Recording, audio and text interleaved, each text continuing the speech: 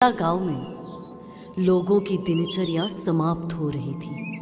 किसान खेत में काम खत्म करके अपने अपने घर लौट चुके थे।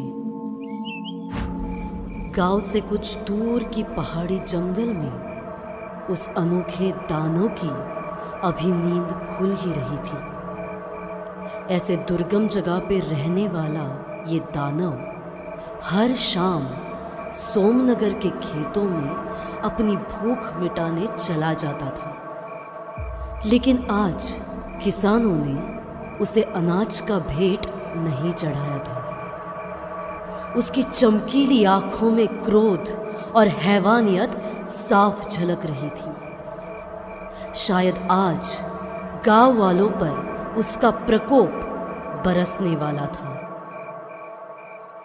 रात के 10 बज रहे थे। गांव के रास्ते अंधेरे के आगोश में सुनसान हो गए थे।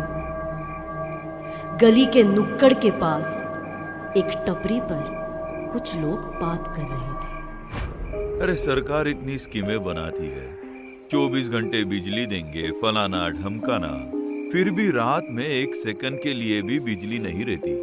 आज के जमाने में भी लालटेन जलाना पड़ रहा है। टेंशन क्यों लेते हो जुम्मन चाचा? अभी बारिश का मौसम है, इसीलिए रात को बिजली कटती रहती है। वैसे इस बार बहुत तगड़ी फसल होगी। बारिश अच्छी खासी हुई है इस बार का तो बहुत मुश्किल लग रहा है। फसल ज्यादा अच्छी नहीं होगी लग रहा। कीटनाशक काहे नहीं छिड़कते हो चाचा? अरे ना भैया, हमारी फसल खाद से ही बढ़े तो अच्छा है। भले ही वक्त लगे, लेकिन अनाज की क्वालिटी भी तो बढ़िया मिलेगी। तभी एक ऑटो अचानक से वहां आया। अरे रामू, तू यहाँ खड़ा है? वहाँ तेरी फसल को ना जाने क्या हुआ है। क्या बोल रहा है राजू? पता नहीं, मैं ऑटो लेकर तेरे खेत के पास से निकल रहा था, तभी मैंने देखा पूरी की पूरी फसल सड़ गई थी। लगता है राजू पीकर आया है। ऐसे कैसे सड़ जाएगी फसल? अगर ये मजाक है तो ठीक नहीं होगा राजू, कह देता हूँ। अरे अपने अम्मा की कसम, मजाक नहीं है ये। मैं तुझे दिखाता हूँ।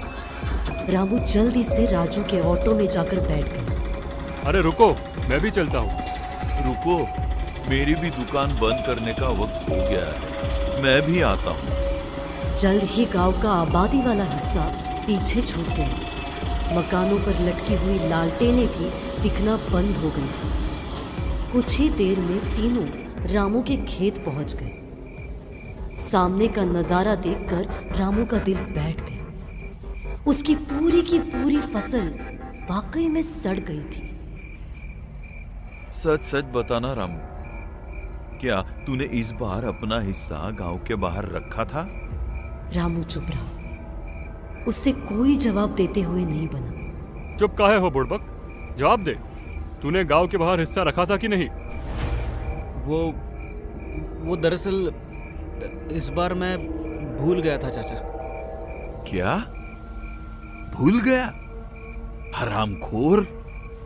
ये भूल गया कि साल के इस वक्त हम अपनी फसल का एक हिस्सा खेत से काटकर गांव के बाहर रखते हैं ताकि गांव में पिशाच का प्रकोप न फैले। अब तू तो मरेगा ही, साथ में पूरे गांव को भी मारेगा। कौन सा पिशाच चाचा? मैंने तो कभी नहीं देखा उस पिशाच को। फिर मैं क्यों इस अफवाह के चलते अपनी मेहनत का आधा हिस्सा जंगली जानवरों को दे आऊं? अरे मूर्ख इंसान, पिशाच तूने इसलिए नहीं देखा क्योंकि हमेशा सब लोग नियम से इस रिवाज का पालन करते आए हैं। ना जाने इस बार क्या होगा। तुझे हमारी प्राचीन प्रथाओं का सम्मान करना चाहिए था रामू। भले ही तू इस गांव में नया है, पर तुझे सबने हमारे गांव के इतिहास के बारे में बता दिया था। तूने सिर्फ इस प्रथा का अपमान नहीं किया, बल्कि हमारी जान भी खतरे में डाल दी। ये सब बस मनगढ़ंत कहानियां हैं। मुझे यकीन है गांव के ही किसी व्यक्ति ने मेरी फसल में कोई रसायन डालकर इसे बर्बाद किया है।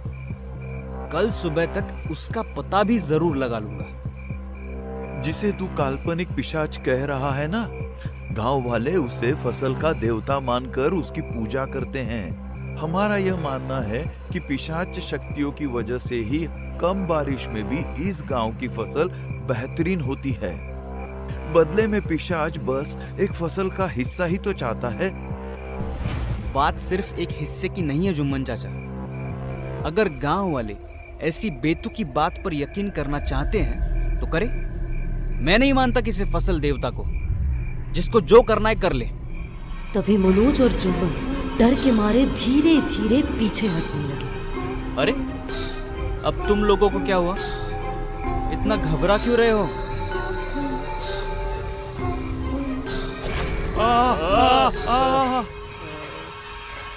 जुम्मन चाचा और मनोज पूरी तरह से चीखते हुए ऑटो की तरफ भागे। ए राजू, ऑटो स्टार्ट कर।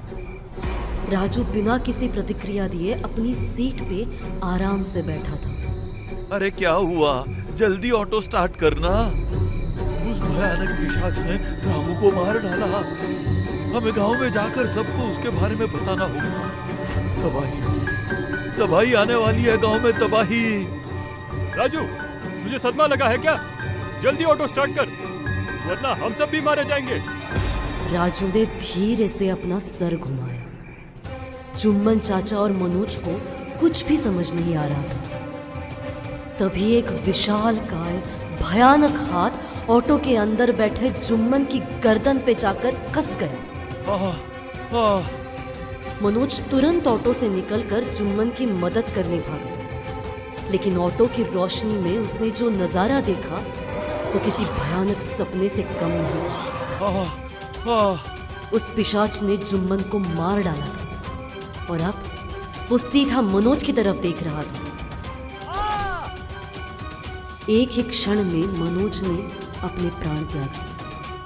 फसल देवता ने रात का तीसरा और आखिरी शिकार कर लिया था। क्या है फसल देवता की सच्चाई? क्या गांव वाले किसी बहुत बड़े खतरे में थे?